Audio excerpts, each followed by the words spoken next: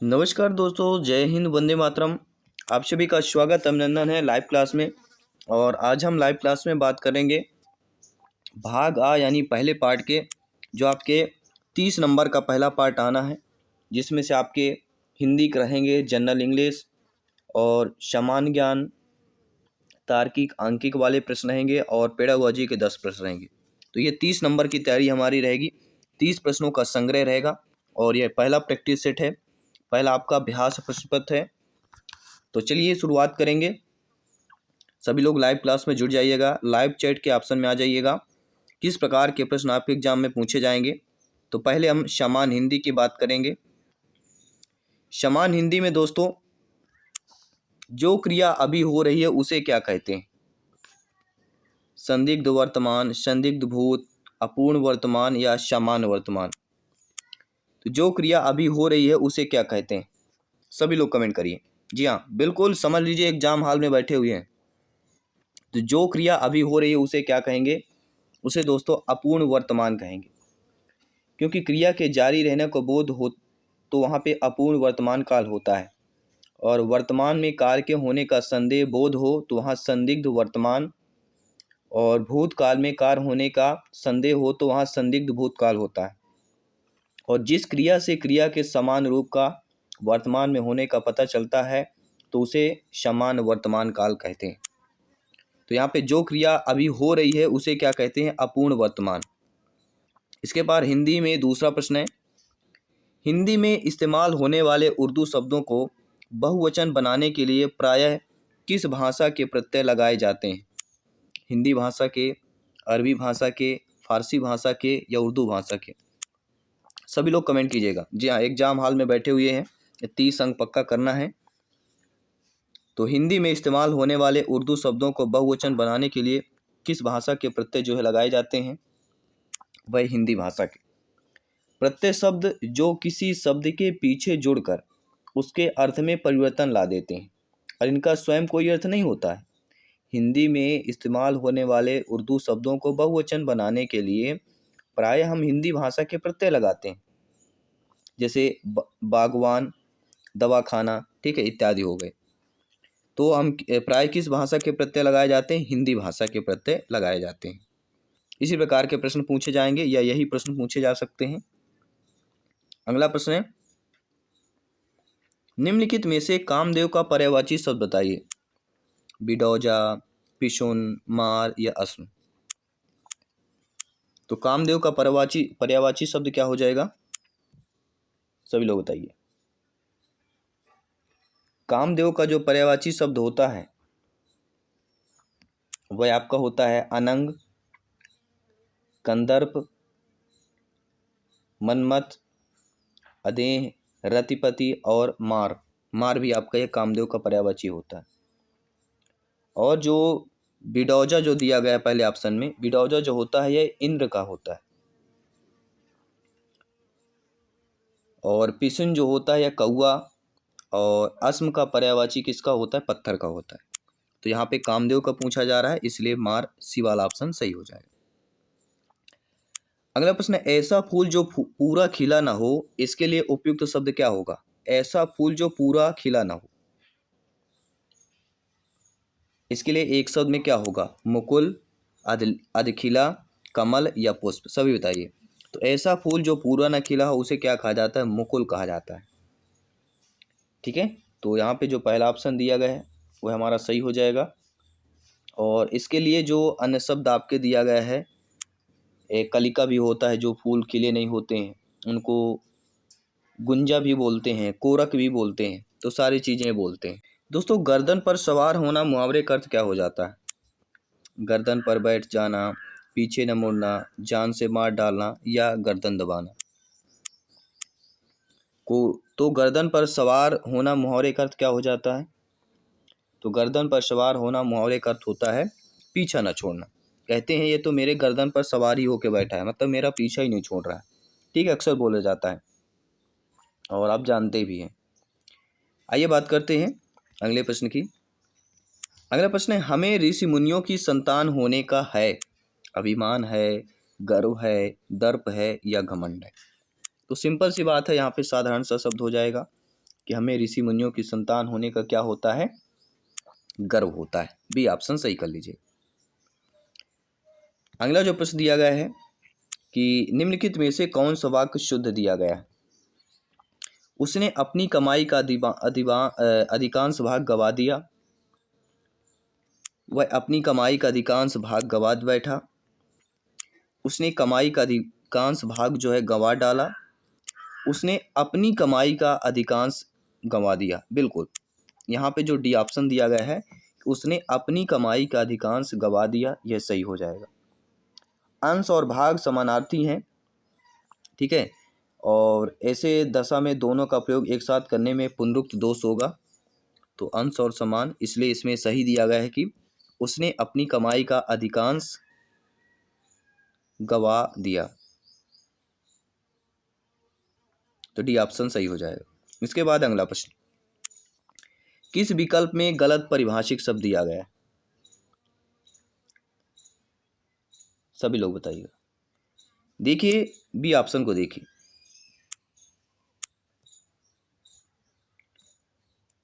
Apprentice दिया गया है, मतलब प्रशिक्षण,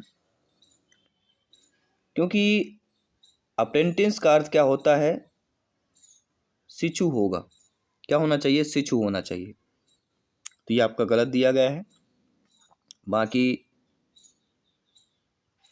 सारे ऑप्शन जो दिए गए हैं वो हमारे सही दिए गए हैं, तो B option according to question आपका गलत दिया गया है विकल्प, ठीक है। अब बात करेंगे जनरल इंग्लिश के प्रश्न करेंगे।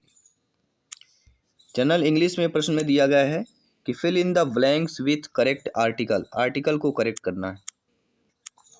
नील Armstrong was Khalistan first man to walk on Khalistan moon, सभी लोग बताइए।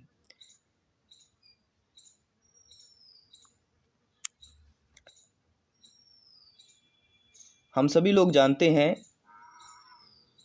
कि जो हेवनली बॉडीज और ओरिजिनल एडजेक्टिव होते हैं, फर्स्ट, नेक्स्ट, लास्ट, इसी से होते हैं, इनके पहले हमेशा आर्टिकल द का प्रयोग होता है, ठीक है।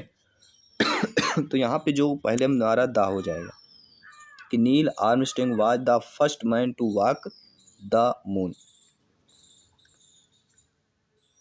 और ये भी जानते हैं कि the moon, the sun, the star ऐसा बोलते हैं, तो यहाँ पे द मून हो जाएगा, इसलिए पहला ऑप्शन सही हो जाएगा, ठीक है। तो आइए दूसरा जो प्रश्न है, fill in the blanks with the most suitable adverb from those provided. It took us खालिस्तान 5 hours to reach the airport. Nearly, always, enough, none of which. समझिएगा, वाक्य रिक्त स्थान में यहाँ क्या हो जाएगा, नियरली। नियरली का प्रयोग उचित इसलिए होगा क्योंकि नियरली का अर्थ होता है लगभग, तो it took us nearly 5 hours, लगभग 5 hours to reach the airport, 5 घंटे के आसपास जो है मैं एयरपोर्ट पहुंच जाऊंगा, तो नियरली मतलब आसपास होता है, तो नियरली यहाँ पे हो जाएगा। A sentence has been given with a blanks to be filled with an appropriate word. Choose the correct alternative. तो यहाँ पे करेक्ट हमें चूज करना है। सी खालिस्तान her portrait it in the main hall, तो यहाँ पे हमारा क्या हो जाएगा, हंग होगा, क्योंकि पास्ट इंडेफिनिट कौन सा टेंस हो रहा है, पास्ट इंडेफिनिट टेंस हो रहा है, और इसमें हैंग की सेकंड फॉर्म हंग होती है, हैंग की जो है सेकंड फॉर्म क्या होती है, हंग होती है, तो जिसका अर्थ होता है किसी वस्तु को लटकाना या टांगना, तो इसलिए हमारा हंग वाला जो ऑप्शन सही हो जाएगा, क्योंकि कैसा आपका सेंटेंस है, पास्ट इंडेफिनिट हमारा सेंटेंस है, तो इसलिए हैंग की जगह आपका सेकंड फॉर्म लगेगा यहाँ पे, तो हंग सही हो जाएगा, ठीक है। तो सेंटेंस को पहचानना बहुत जरूरी है। इसके बाद अगला प्रश्न है, choose the word which best expresses the meaning of the bold word in the sentence. This will gratify some people and surprise the rest. यहाँ पे कौन सा ऑप्शन होगा सही? देखिए, ग्रेटिफी का अर्थ क्या होता है? आनंद देना। ठीक है, तो इजीली आपका डिलाइट सही हो जाएगा, क्योंकि डिलाइट का अर्थ भी आनंद देना ही होता है। बाकी सैरो का अर्थ होता है शोक होता है, और डिस्पेच का अर्थ होता है प्रेषण, और एनोमी का अर्थ क्या होता है? नाराज करना। तो जब ग्रेविटी का अर्थ होता है हमारा आनंद देना, और डिलाइट का भी होता है, इसलिए पहला ऑप्शन यहाँ पे सही हो जाएगा। इसके बाद अगला प्रश्न हमारा कह रहा है,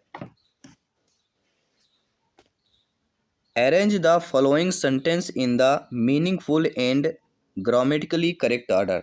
अब करेक्ट ऑर्डर यहाँ पे ग्रामेटिकली के अकॉर्डिंग बताना कौन सा सही होगा।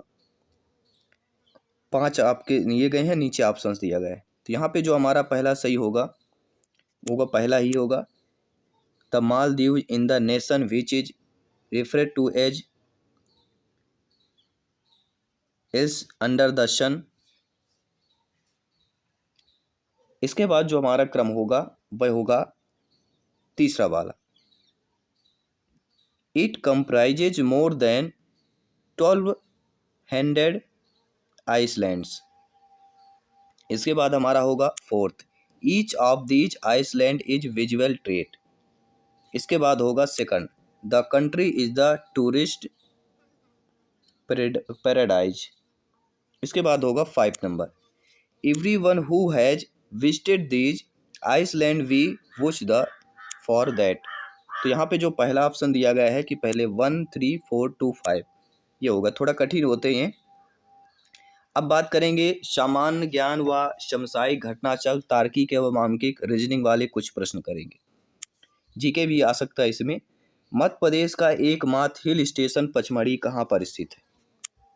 राजपीपला पहाड़ियाँ, महादेव पहाड़ियाँ, मैकल पर्वतमाला या गविलगढ़ पहाड़ियाँ पर है। तो मध्य प्रदेश का एकमात्र हिल स्टेशन पचमढ़ी कहाँ पर स्थित है? तो ये आपके महादेव की पहाड़ियाँ पर स्थित है। यह मध्य प्रदेश के होशंगाबाद जिले में सतपुड़ा श्रेणी के अंतर्गत महादेव पहाड़ी के बीच में है, और सतपुड़ा की रानी भी इसे कहा जाता है, महादेवी पहाड़ियों को। उसके बाद जो अगला प्रश्न रहेगा, मनोहर आइच को पॉकेट हरक्यूलिस कहा जाता है क्योंकि वे एक मुक्केबाज है, एथलीट है, तैराक है या बॉडी बिल्डर है। तो मनमोहर आइच को जो है पॉकेट हरक्यूलिस कहा जाता है।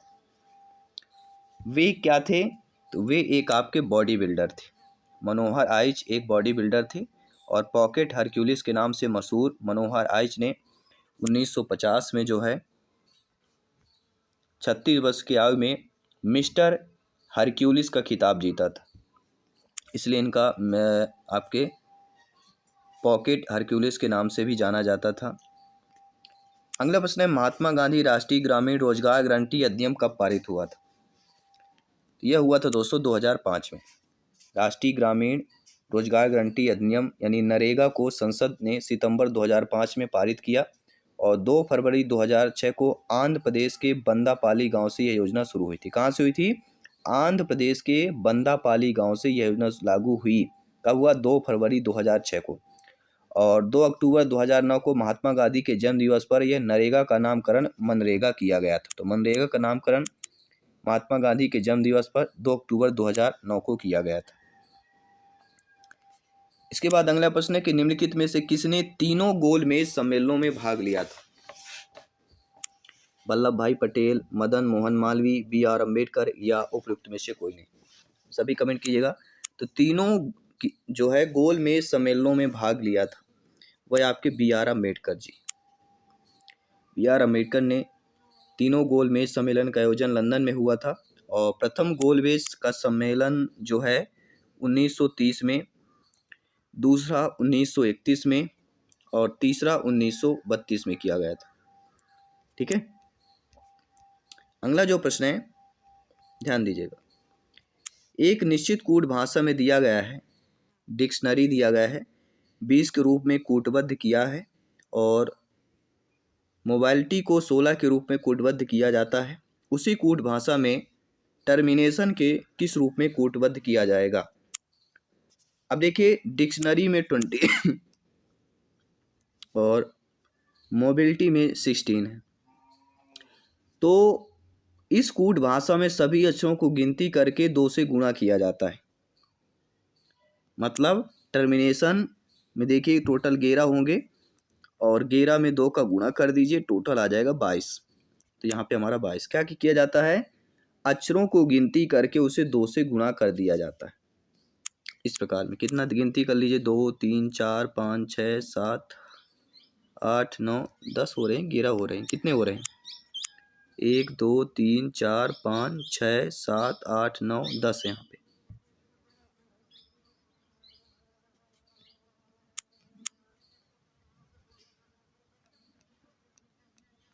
गेरा है, ठीक है, टोटल 11 हैं। तो 11 में क्या किया जाता है? 2 का गुणा कर दिया जाता है। उस विकल्प का चयन करें जिसका तीसरी संख्या से वही संबंध होगा जो दूसरी संख्या का पहली संख्या से होगा।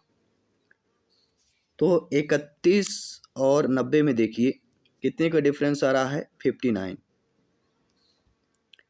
तो 43 और 59 प्लस कर दीजिए, कितना आएगा? 43 में अगर हम 59 प्लस करते हैं तो हमारा 102 आ जाता है। तो कुछ नहीं, डिफरेंस देखना है। 39 और 31 में कितने का 31 और 90 में अगर 59 जोड़ देते हो तो 90 होता है। इसी प्रकार 43 में 59 जोड़ देंगे तो 102 हो जाएगा। तो यहाँ पे हमारी वैल्यू क्या हो जाएगी? 102 हो जाएगी। बी ऑप्शन सही हो जाएगा। इसी प्रकार अगला है कि 78 भागे 13 ऑफ 5,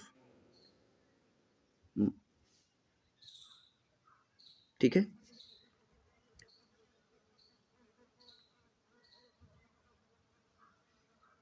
माइनस 48 भागे 72 गुणे 3 माइनस 15 भागे 8 गुणे 29, 23 माइनस 29 माइनस 17 ऑफ 4, इसका मान ज्ञात करना है। सिंप्लीफिकेशन सरलीकरण का भी एक प्रश्न आया हुआ है और इसको सिंप्लीफिकेशन सरलीकरण कैसे किया जाता है, ठीक है। तो आप अच्छे तरीके से समझते हैं, कर लेंगे कि नहीं कर लेंगे, सही बताइए। 78 भागे 13 आपने दिया है तो माइनस कर लीजिए एंड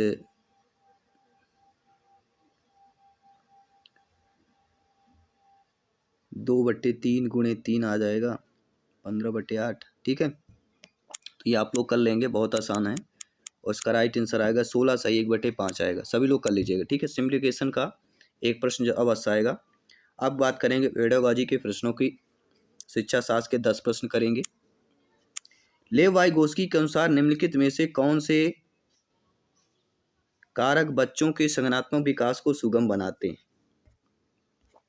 सांस्कृतिक उपकरण, सामाजिक संपर्क, इसके बाद संतुलन और पुरस्कार, और नीचे कूटभाग दिया गया है कि कौन सा सही होगा,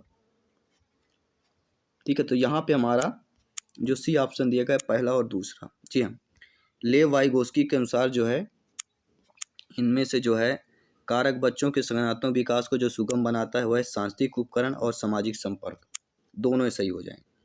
तो यहाँ पे जो हमारा ऑलरेडी सी ऑप्शन दिया गया है तो वह हमारा सही हो जाएगा। इसके बाद अगला प्रश्न है कि सामूहिक एकलाभ की अवधारणा किसके द्वारा दी गई है? तो सामूहिक एकलाभ की अवधारणा किसके द्वारा दी गई है, सभी लोग बताइएगा। लेव वाइगोस्की के अकॉर्डिंग।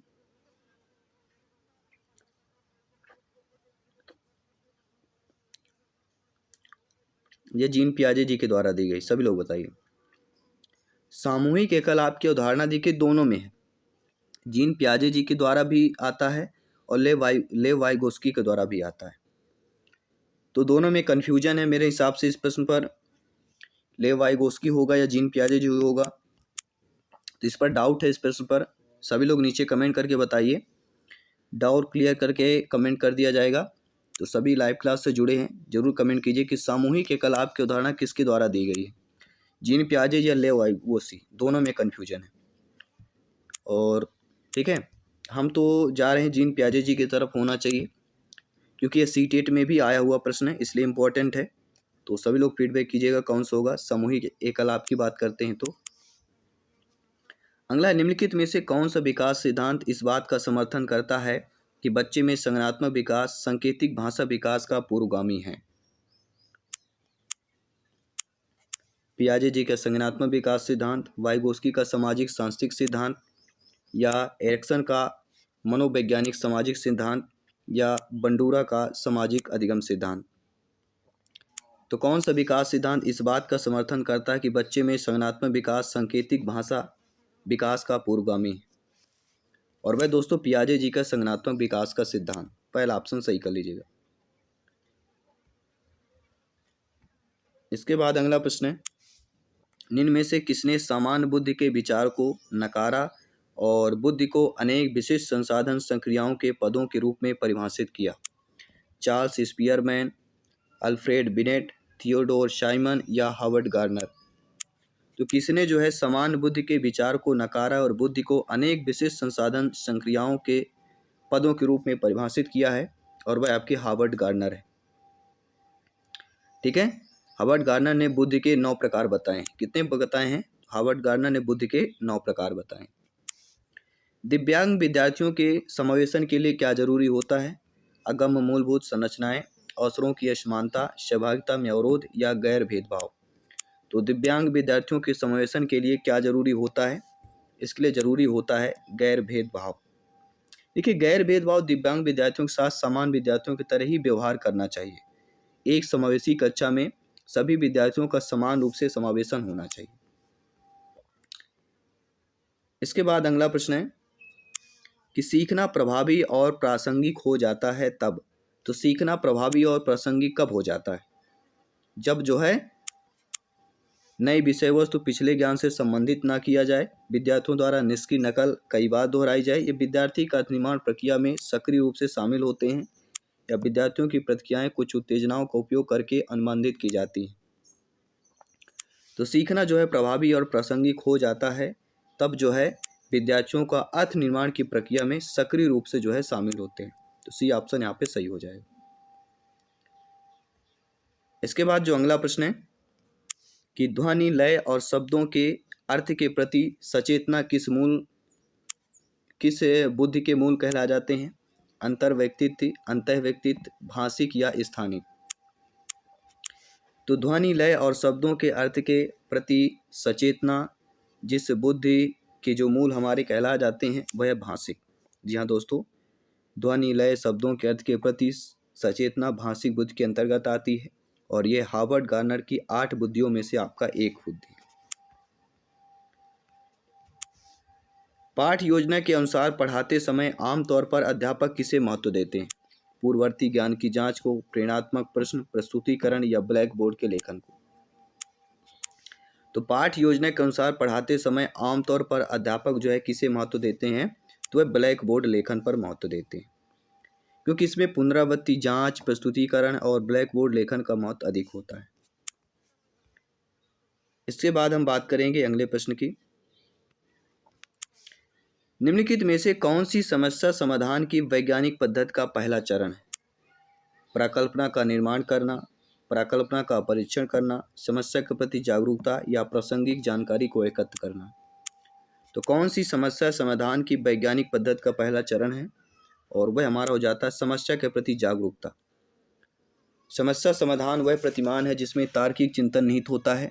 समस्या समाधान की वैज्ञानिक पद्धति में मुख्यतः 6 चरणों का अनुसरण किया जाता है, और प्रथम चरण होता है समस्या के प्रति जागरूकता, समस्या को समझना होता है। और तीसरा प्रश्न है, निम्नलिखित में से कौन सी एक सहगामी अधिगम युक्ति है? ढालना, क्रमबद्धता, सामाजिक पृथकीकरण, या पारस्परिक रूप से प्रश्न करना? तो इनमें से कौन सी एक सहगामी अधिगम युक्ति हो जाएगी? तो वह हो जाएगी पारस्परिक रूप से प्रश्न करना। सहगामी अधिगम एक साझा लक्ष्य की दिशा में समूह कार्य पर आधारित शिक्षा के लिए एक रणनीति होता है। इसमें जो होता है शिक्षक को अपनी कक्षा में सहयोगी रूप से सीखने को प्रोत्साहित करना चाहिए। तो ये रहे दोस्तों हमारे 30 प्रश्न हमने किया। पहले पार्ट का जो 30 प्रश्नों का संग्रह है आपका इन 30 प्रश्नों को अगर पक्के करना है तो आने वाली डेली हमारी लाइव क्लास 7 PM में होगी। 30 नंबर आपके अवश्य के होंगे और इसी टॉपिक से लगभग आपके प्रश्न पूछे जाएंगे। तो बहुत ही इंपॉर्टेंट सेशंस आपका रहा ये लाइव क्लास। डेली आइए 7 PM में, 30 अंक पक्का कीजिए विथ वाई जायसवाल सर। मैं मिलता हूँ आपके अगले 7 PM में लाइव क्लास के साथ, अगले प्रैक्टिस सेट के साथ, 30 प्रश्नों के पक्के करने के साथ। जय हिंद, वंदे मातरम।